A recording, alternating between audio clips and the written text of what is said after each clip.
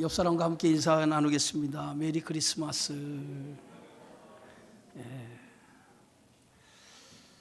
아이들에게 이 성탄절 하면 생각나는 게 뭐냐라고 물었다고 그래요. 아이들의 대답 속에서 예수님이라고 얘기하는 아이들이 하나도 없었다고 합니다. 성탄절 하니까 아이들이 제일 먼저 얘기하는 게 산타, 그리고 선물, 루돌프 이런 말만 입에서 나왔다고 합니다. 성탄절은 산타가 선물을 주는 날이 아니죠. 예수님이 죄 가운데 있는 우리를 구원하시기 위해서 가장 낮은 인간의 몸을 입고 이 땅에 오신 날이 성탄절입니다. 마태복음 1장 21절에 보면 아들을 낳으리니 그 이름을 예수라 하라. 이는 그가 자기 백성을 죄에서 구원할 자임이라 라고 말하고 있습니다. 예수 그리스도라고 하는 이름의 뜻은 구원자라고 하는 뜻을 가지고 있죠. 히브리어로 메시아, 헬라어로 보면 그리스도라고 하는 뜻을 가지고 있습니다. 예수님이 이 땅에 태어날 때부터 자신의 운명이 정해져 태어났습니다. 그것은 바로 자기 백성을 죄에서 구원하는 일, 이것을 위해서 예수님께서는 성령으로 태어나게 되어졌습니다. 예수님은 본체가 하나님입니다. 본체가 하나님이라고 하는 말은 하나님과 동등하신 분이라고 하는 뜻이죠. 예수님 자신이 하나님이라고 하는 뜻도 됩니다. 그래서 오늘 빌립보서에 보면 그는 근본 하나님의 본체시나 하나님과 동등됨을 취할 것으로 여기지 아니하시고 오히려 자기를 비워 종의 형체를 가지사 사람들과 같이 되셨고 사람의 모양으로 나타났다라고 이렇게 말하고 있습니다. 하나님이 왜 인간의 몸을 입고 이 땅에 오셔야만 했습니까? 여기에 기독교의 신비가 들어 있습니다. 모든 종교는 인간이 신을 찾아가게 되어져 있어요. 그게 모든 종교의 특징이죠. 그러나 기독교만은 인간이 신을 찾아가는 종교가 아니라 신이 인간을 찾아오는 종교, 그것이 기독교입니다. 하나님이 인간의 몸을 입고 이 땅에 오신 사건이 바로 기독교의 신비라고 볼 수 있습니다. 하나님이 인간의 몸을 입고 인간 세상에 온 이유가 어디 있습니까? 그것은 바로 죄된 인간을 구원하기 위해서 이 방법을 선택하신 것이에요. 성경은 모든 사람들이 다 죄를 지었다고 그렇게 말하고 있어요. 그래서 로마서 3장 10절에 보면 의인은 없나니 하나도 없다라고 말합니다. 이 세상에 살아가고 있는 모든 사람들 중에 죄가 없는 사람은 한 사람도 없다는 겁니다. 성경에서 말하는 죄는 도덕적이나 윤리적인 것을 죄라고 말하지 않습니다. 성경에서 말하는 죄는 하나님 앞에 불순종한 것, 그것을 죄라고 얘기하죠. 아담은 하나님이 창조하신 최초의 사람입니다. 최초의 사람이라고 하는 것은 맨 처음의 사람이라고 하는 뜻도 있지만은 모든 인간을 대표하는 대표성의 의미도 있다고 하는 사실입니다. 아담의 불순종은 아담 혼자만의 불순종이 아니라 모든 인간을 대표하는 사람으로서 아담의 불순종은 모든 인간의 불순종을 의미한다라고 볼 수 있습니다. 그래서 아담의 범죄를 하나님은 모든 사람이 죄를 지은 것이라고 여겼고 그렇게 보았다고 하는 것이죠. 그래서 로마서 5장 12절에 보면 그러므로 한 사람으로 말미암아 죄가 세상에 들어오고 죄로 말미암아 사망이 들어왔나니 이와 같이 모든 사람이 죄를 지었으므로 사망이 모든 사람에게 이르렀느니라. 한 사람으로 말미암아 죄가 들어왔다는 거예요. 그리고 그 죄의 결과가 사망이라는 거예요. 그래서 한 사람으로 말미암아 죄가 들어왔고 그 결과가 사망인데, 그 모든 죄의 그 결과가 사망으로 귀결되지만은 그 모든 원인을 제공한 사람이 바로 아담이라고 성경은 말하고 있습니다. 아담의 범죄 때문에 모든 인간이 사망에 이르게 되어진 거죠. 사람이 죽는 것은 죄 때문에 죽는 것입니다. 죄의 결과로 사망이 왔어요. 인간의 모든 고통, 그 모든 고통의 결과는 하나님 앞에 죄를 지은 결과물로 생겨진 것입니다.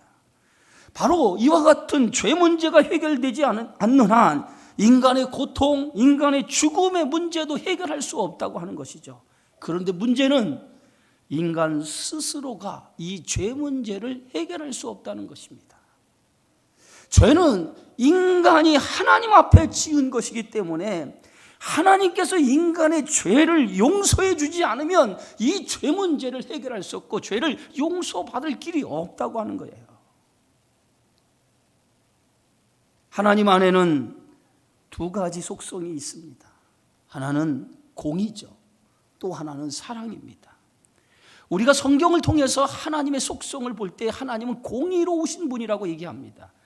공의롭다라고 하는 것은 절대로 죄를 용납하지 않으시고 반드시 그 죄에 대한 값을 지불하시는 분, 그 죄를 심판하시는 분이라고 말하고 있습니다.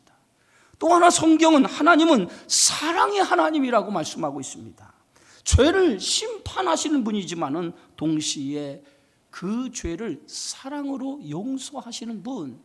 오늘 성경은 이 두 가지 하나님의 속성, 공의와 사랑을 우리에게 말씀하고 있습니다. 예수님은 이 두 가지 속성을 가지고 이 땅에 오신 거예요. 인간의 죄 문제, 하나님의 심판을 받아야 될 인간의 죄 문제를 해결하시기 위해서, 그리고 그 죄 문제를 해결하기 위해서 하나님의 사랑을 우리에게 보여주시기 위해서 이 땅에 친히 인간의 몸을 입고 이 땅에 오셨다는 겁니다. 요한일서 4장 9절에 정확하게 예수님이 이 땅에 오신 목적을 이렇게 설명하고 있어요.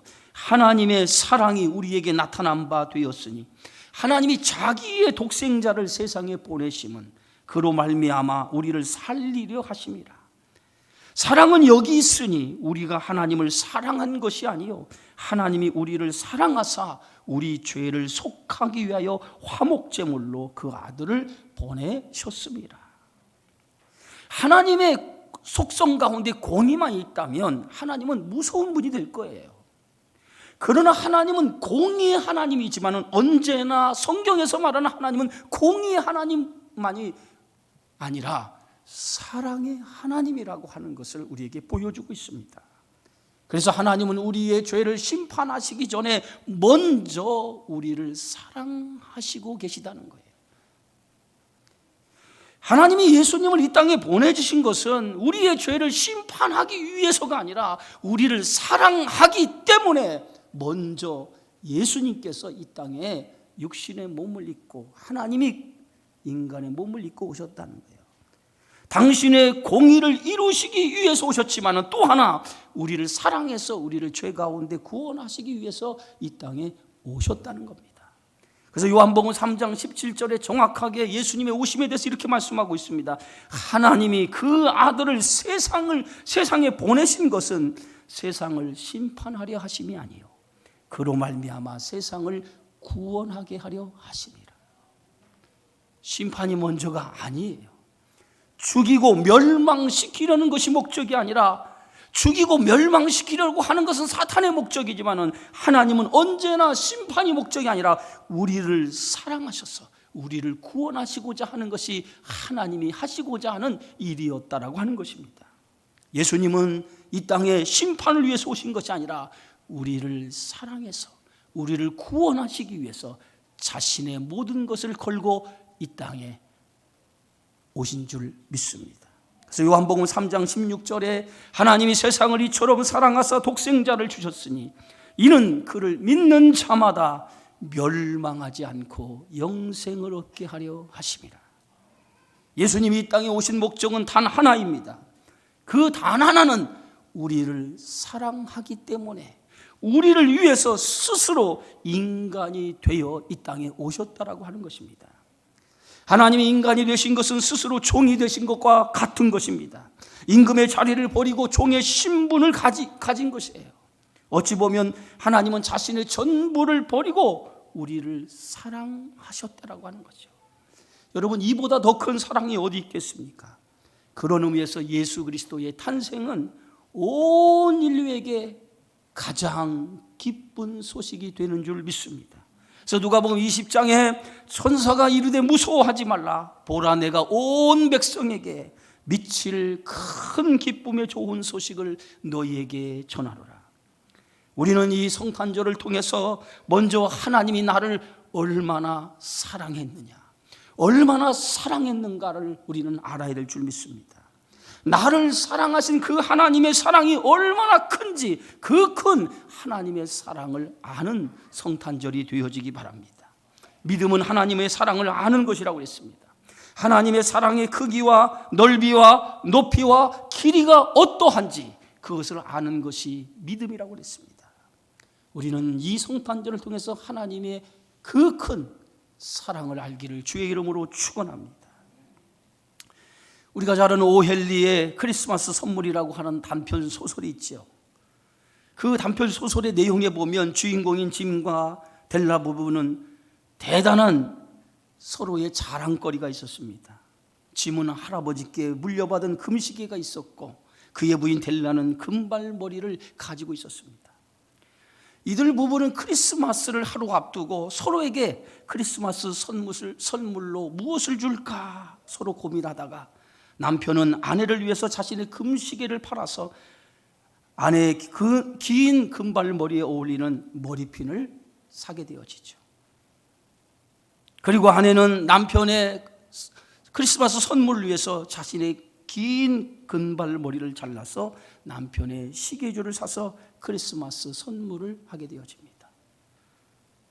서로에게 가장 귀한 것을 서로 팔아서 그것을 서로를 위해서 선물을 해줬어요. 이보다 감동스럽고 값진 선물은 없었을 것입니다. 그러나 이보다 더 큰 사랑의 선물이 있어요. 바로 성탄절입니다. 성탄절은 하나님이 나를 위해서 보내신 최고의 선물이에요. 이보다 더 큰 사랑, 이보다 더 큰 선물은 없는 줄 믿습니다. 그래서 에베소서 2장 8절에 너희가 그 은혜에 의하여 믿음으로 말미암아 구원을 받았으니 이것이 너희에게서 난 것이 아니요 하나님의 선물이라. 이 성탄절을 맞이하여 우리 모두에게 이 큰 사랑의 선물을 주신 우리 주님, 우리 하나님께 영광을 돌려드립니다. 다시 한번 예수 그리스도의 탄생을 축하하면서 우리 모두가 힘차게 메리 크리스마스, 하나님께 영광이요 우리 모두에게는 평화가 되시는 기쁜 성탄절이 되어지기를 주의 이름으로 축원합니다.